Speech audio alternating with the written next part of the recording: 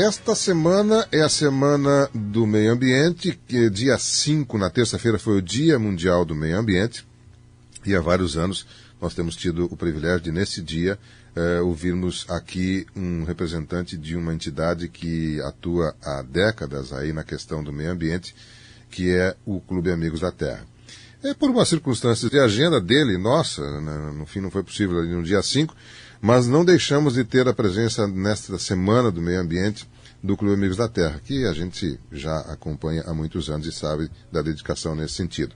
Por isso, nós estamos recebendo na manhã de hoje a presença do presidente e hoje também vereador aqui do Tupanciretã, Almir Rebelo de Oliveira, que nos traz algumas colocações com relação a este período reflexivo sobre o meio ambiente. Almir Rebelo de Oliveira, bom dia, como é que está o senhor, tudo bem? Bom dia, Miguel, bom dia, ouvintes, tudo bem, Miguel? Mais uma semana do meio ambiente, né, em que vocês começaram essa atividade, esse foco, esse viés do meio ambiente com o plantio direto. Quantos anos isso, Almir, lembra? Década de 80. Década de 80. Década de 80. Começou no Paraná e desceu para o Rio Grande do Sul? Já que tu me provoca, Miguel. O interessante é ver a questão do plantio direto é uma tecnologia de preservação do solo. Uhum. E quando eu estava na universidade, no estudo da disciplina de conservação de solo, o professor mostrando que tu preservava solo com terraço, essas coisas, né? E daí a pouco ele disse assim, isso foi em 79, mais ou menos.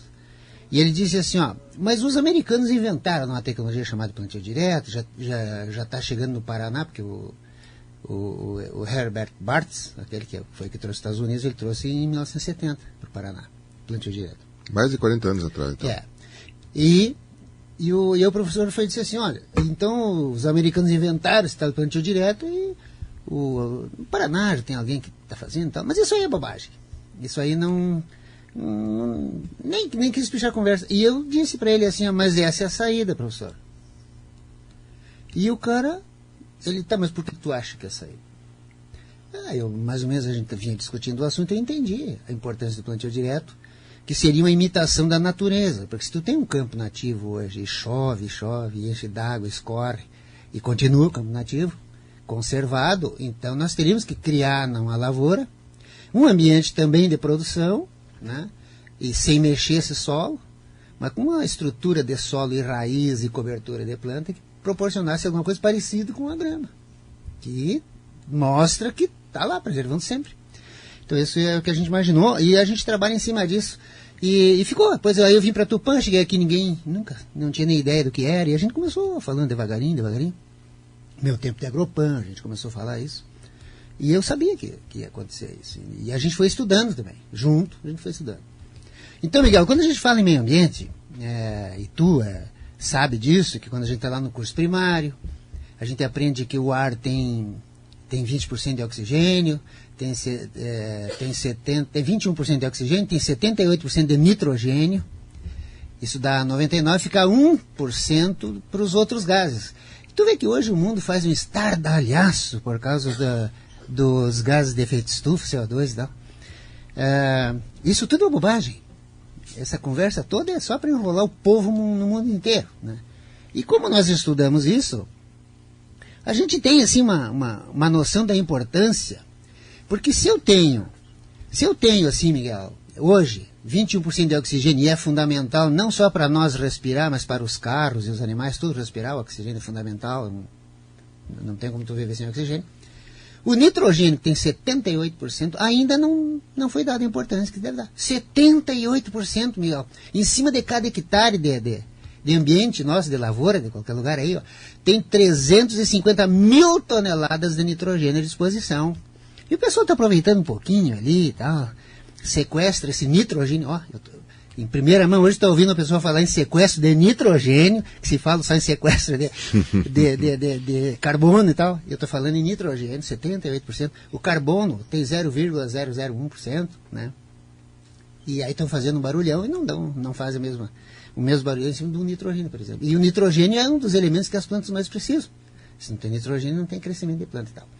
Então, essa coisa da natureza é uma coisa assim linda, para a gente estudar todo esse contexto do ambiente. E aí, quando tu começa a estudar um contexto de ar, né, eu acho engraçado essa discussão. Por quê? Porque nós, agrônomos, a gente estuda o contexto do solo. Porque se não tiver ar e se não tiver solo, nós não temos alimento. Então, qual é a composição do solo? O solo tem 45% do solo é mineral, é matéria mineral, é a terra que a gente chama. 25% é ar no solo, 25% é água. Soma isso, dá 95%, sobra 5% para a matéria orgânica. E essa matéria orgânica, com bilhões de vidas, ali é que promove essa transformação de nutrição para a alimentação de planta, né? É uma revolução ambiental que existe ali, que é muito pouco explorado isso. E a gente, com o plantio direto, Miguel, estou até respondendo a questão do plantio direto. Sim. Então, com o plantio direto, provoca essa reflexão profunda dos problemas que nós temos hoje, com a questão de solo, a questão de vida de solo, os desafios que vêm aí, se a gente pode produzir mais ou não, como é que é essa estrutura, porque quando fala em parte física de solo, ar, água e matéria orgânica, esse equilíbrio aí é que vai dar uma estrutura de solo, vai armazenar mais água, vai ter uma melhor qualidade de biodiversidade e tudo isso. A gente vê muitas previsões catastróficas, muitas previsões medianas e algumas otimistas. Mais em voga, ou mais impactante, é aquelas previsões que anunciam uma catástrofe mundial com o atual, mantendo-se o atual ritmo de atividade do ser humano no planeta.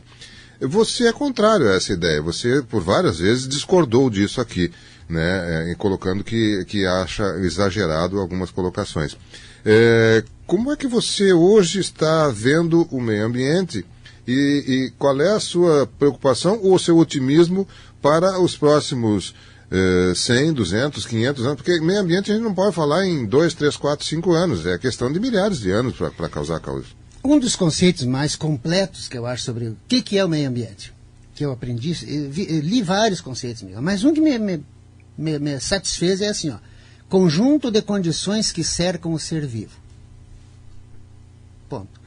Quando fala em conjunto de condições que cercam o ser vivo, aí tu começa, mas como tu, falando em ambiente, se rotulou que esse ambiente é ecologicamente equilibrado. Então, quando tu fala ecologicamente, tu tem que entender de ecologia. Tu tem que entender de equilíbrio. E aí tu começa a misturar isso tudo, e aí dá uma discussão, coisa mais linda, né? Então, o que eu vejo assim hoje dos exageros? Primeiro, tu tem que ver quais são as fontes que vem. Nós temos uma situação muito interessante no mundo, que um sujeito chamado de Al Gore, que foi vice-presidente americano, ele publicou e ganhou dinheiro, explorou o mundo inteiro. Esse sujeito é um baita de um vigarista, meu. E ele explorou o mundo inteiro com um filme, com livros e tal, sobre uma verdade inconveniente, que aí ia destruir o mundo e acabar. E aí ele falou da água, falou não sei o quê. Esse cara tem um palácio meio dentro d'água, numa app. E não, claro que nos Estados Unidos, questão de app, eles têm uma outra visão sobre a app, diferente do Brasil, que é esse fanatismo premeditado, orquestrado fora do Brasil, para não deixar nós se desenvolver aqui nas apps, nas reservas legais, nas áreas consolidadas, em qualquer área. A nossa visão aqui, ela ainda é primitiva com relação ao meio ambiente. Por exemplo, Tupanciretã. Tupanciretã, Miguel, isso aqui é um berço de nascentes. Sim. Isso é uma coisa fantástica que nós temos aqui. E aí, quando me perguntam, o que tu acha, amigo? Olha, quando nós viemos para cá, Miguel, Tupanciretã, que fazia o plantio convencional, que para a gente produzia uma tonelada de soja, 1.000 quilos de soja por hectare por ano, nós perdíamos 20 toneladas de solo por hectare ano. Isso era o maior desastre ambiental do mundo. As nossas areias aqui, Deus o livre de chegar perto, até no zoneamento agrícola não deixavam nós plantar soja. O que nós fizemos?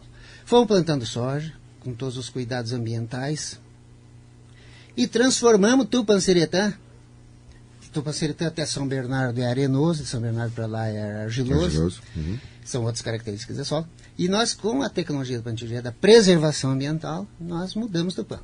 Então, quando eu vejo as previsões alarmistas, eu gosto disso porque é um desafio. Mas a gente derruba isso fácil. Por exemplo, que vai faltar água. Isso é uma mentira. Isso é um negócio, Miguel, É um negócio. Tu dizer que vai faltar água, sendo que Tupã, por exemplo, tu que faz a previsão do tempo e pega que todos os dias, quando chove, quanto é que dá de Tupã por ano? Entre 1.500 e 2.000 milímetros por ano. Miguel, isso é de 1.500 a 2.000 litros de água por metro quadrado, Miguel. O que acontece com essa água? Vai embora. Nós não conseguimos ficar com essa água. Olha, o que acontece em Israel? Israel tem um ciclo hidrológico, eles chamam, de 300 a 500 milímetros por ano. Eles não deixam a água ir embora, eles ficam com toda ela armazenada para produzir alimentos naquele período que não vai chover. E eles são hoje um dos maiores produtores de alimentos do mundo e têm as melhores tecnologias de irrigação. Eles fazem aquela irrigação a conta-gotas em função da pouca água que cai lá. Então eu vim aqui falar para nós em problema de água, isso é de uma baixaria, Miguel, é de um desrespeito. Porque daí, se tu quiser fazer o que o Israel faz, que é dos países mais modernos do mundo, se tu quiser fazer aqui, não deixam. Mas Deus o livre para te fazer uma barragem para atacar essa água, vai acabar o Rio Grande, vai acabar o mundo. Porque essa farsa do ambientalismo mundial veio para o Brasil para não deixar nós virar uma potência. E aí, quando nós estamos discutindo aqui meio ambiente, nesse conjunto de condições que cercam o ser vivo, nós também estamos fazendo umas provocações e ninguém está respondendo. Eu estou dizendo assim, olha gente, a ONU disse que o maior problema ambiental do mundo hoje chama-se fome, que cada 6 segundos morre uma pessoa de fome. A ONU disse que o segundo problema ambiental do mundo hoje chama-se doença causada por água fecal. Cada 15 segundos morre uma pessoa doente causada por doença causada por água poluída. E aí o Clube Amigos da Terra de Tupã-Seretão vai ser com exclusividade para ti, aqui no nosso programa, que eu vou dizer, que o terceiro maior problema ambiental brasileiro chama-se corrupção. Quanta gente morre no Brasil hoje, ou que a condenação do Brasil ao atraso, Miguel, que dinheiro para corrupção tem bastante, conjunto de condições que cercam o ser vivo. Como é que está o conjunto de condições que cercam o ambiente político brasileiro? De corrupção, é um desastre ambiental a corrupção, porque daí não tem dinheiro para saúde, para remédio, não tem para estrada, não tem para educação, não tem para construção civil, não tem para produção. Agora, para corrupto, tem. E quanta gente está morrendo por causa disso. O nosso desenvolvimento está ficando... Essa vergonha de dizer que o nosso PIB teve crescimento zero, ou vai ter 1%, quando a média é 8, 10, os países desenvolvidos, é isso? Então isso é um desastre ambiental brasileiro. As pessoas não estão se dando por conta disso. Aliás, são usadas para isso. Que corrupto se chegar um corrupto em Tupã, e nós querer discutir com o corrupto, fazer ele parar de ser corrupto, e nós mudar a nossa mentalidade, nosso ambiente, com certeza a gente vai ter muita dificuldade, porque a maioria do povo, que também está, de certa forma, tem muita gente que gosta da corrupção, por isso vota em corrupto, então continua isso, e nós temos que mudar isso. Esse ambiente que está poluído, Miguel, nós temos que mudar. E aí a Rádio Tupã tem que nos dar essa força aqui, para nós fazer essa campanha para mudar o país a partir do Tupã, que daí com o plantio direto. O que nós fizemos? Melhoramos o solo, com a biotecnologia, melhoramos uma série de coisas que eu podia falar um ano aqui para ti, e qual é a prova que eu tenho para derrubar todos os argumentos de quem nos opõe aos nossos agricultores? As nossas produtividades estão aumentando.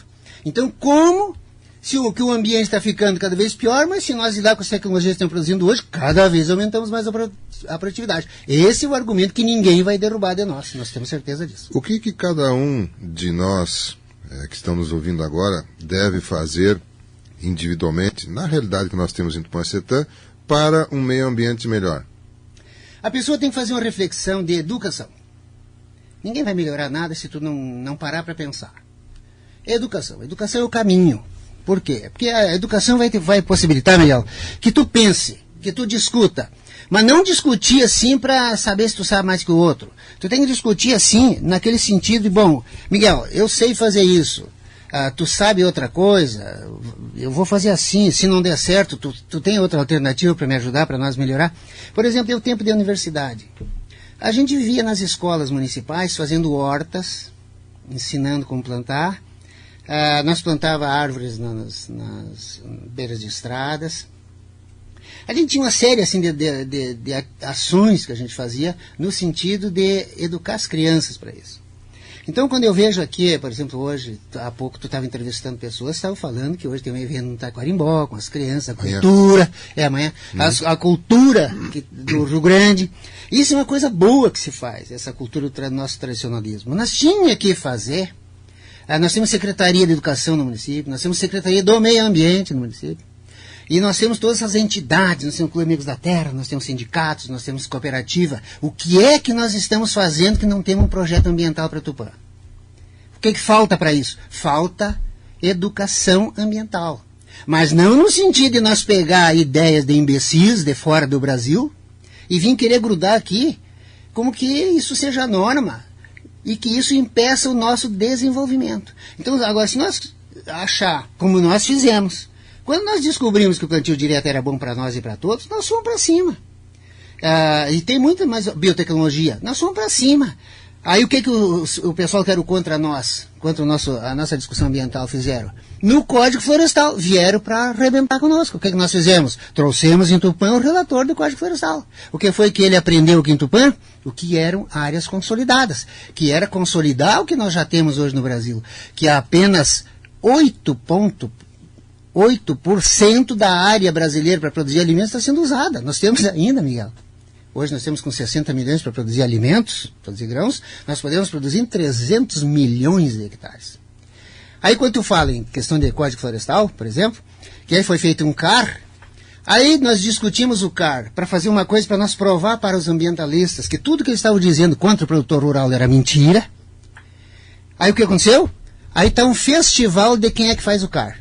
O que os números do CAR estão mostrando hoje? Estão mostrando que se no Rio Grande do Sul nós tínhamos lá 20 milhões de hectares para cadastrar no CAR, já tem 22, 23 milhões. E falta muita área ainda. Sabe por quê? Porque teve muita gente que fez o CAR achando que era brincadeira, que era de qualquer jeito. Então vai ter muito CAR para ser retificado, que foi feito CAR um em cima do outro. É um festival de palhaçada, de atitudes, de malandros, de corruptos, que pegam e fazem de qualquer jeito, cobram do produtor, fazem mal feito, e o dia que vir a cobrança, o dia que resolverem fiscalizar isso, vai vir cobrança, aí as pessoas não vão saber corrigir, porque já fizeram errado, porque fez errado não sabia fazer certo. Então se fez errado, e depois, quem vai consertar? É possível consertar.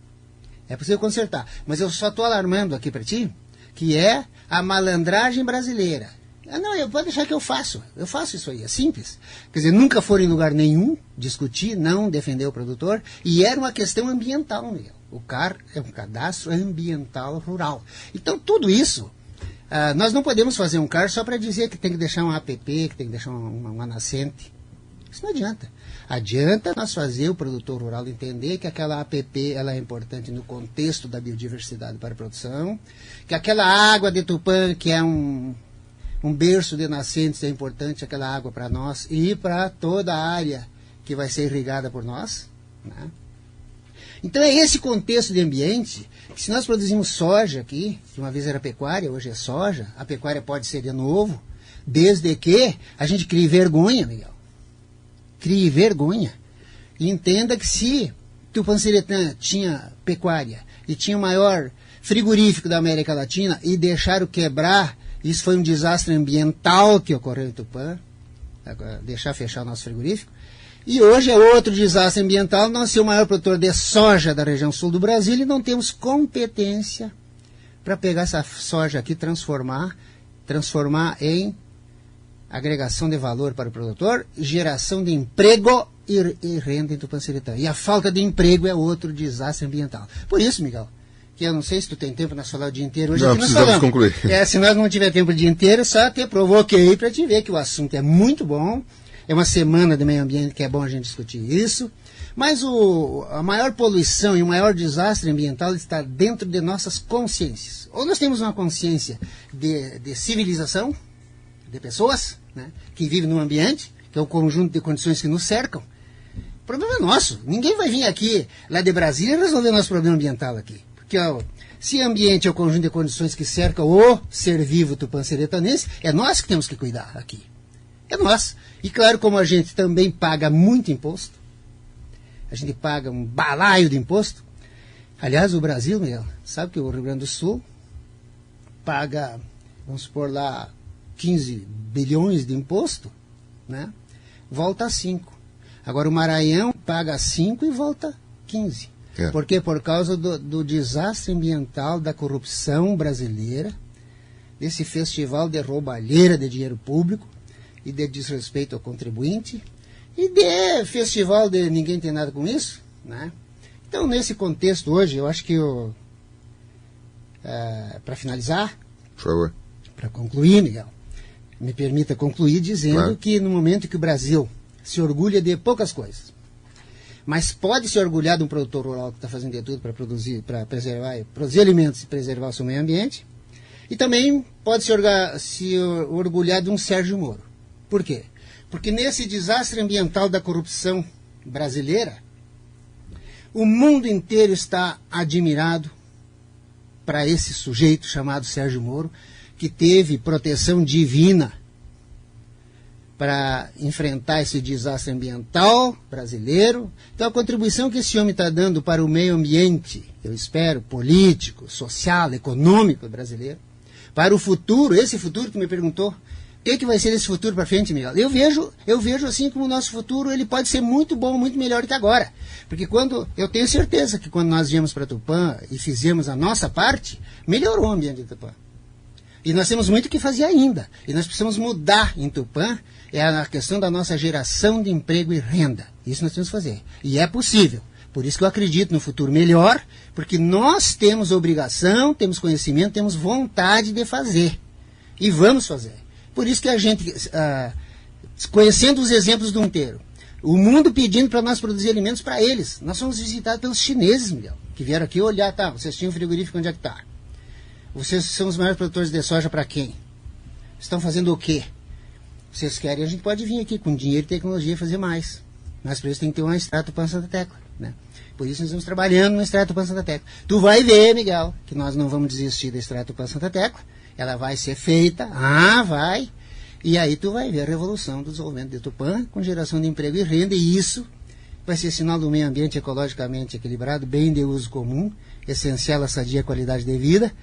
E cabendo ao poder público que não faz nada, e nós, produtores, que fizemos o dever de preservá-lo para as presentes e futuras gerações. E nesse encerro, então, aqui refletindo para ti o artigo 225 da Constituição Brasileira, que dá ao Brasil e ao produtor rural essa oportunidade de preservar o seu ambiente para sempre, é o que nós vamos fazer. Obrigado, Almir Rebelo de Oliveira, que nos trouxe uma vez mais posições com relação à questão ambiental, como presidente do Clube Amigos da Terra e também hoje como vereador aqui do Tupã-Ciretã. Nós vamos ao intervalo comercial, já voltamos com as últimas informações da edição de hoje do seu programa Variedades, que tem o patrocínio de farmácias associadas e a promoção Amigo da Sorte. A cada R$40 em mercadorias, você ganha um cupom para concorrer a 7 carros, 7 TVs, também 7 motos e ainda indicar um amigo para concorrer a um smartphone. Promoção Amigo da Sorte nas farmácias associadas em Tupã, farmácia econômica. Estamos também em nome de Delta Sul e o mês dos namorados. Tem presentes para ele, tem presente para ela, tem o Prazão Delta Sul e a gente começa a pagar só em setembro, se for melhor para você. Além disso, tem promoções especiais para esse final de semana, para hoje e amanhã, melhores até do que o panfleto que está aí sendo veiculado por parte da Delta Sul. Vamos ao intervalo comercial. Eu já retorno com a sequência da edição do seu programa Variedades Tupã.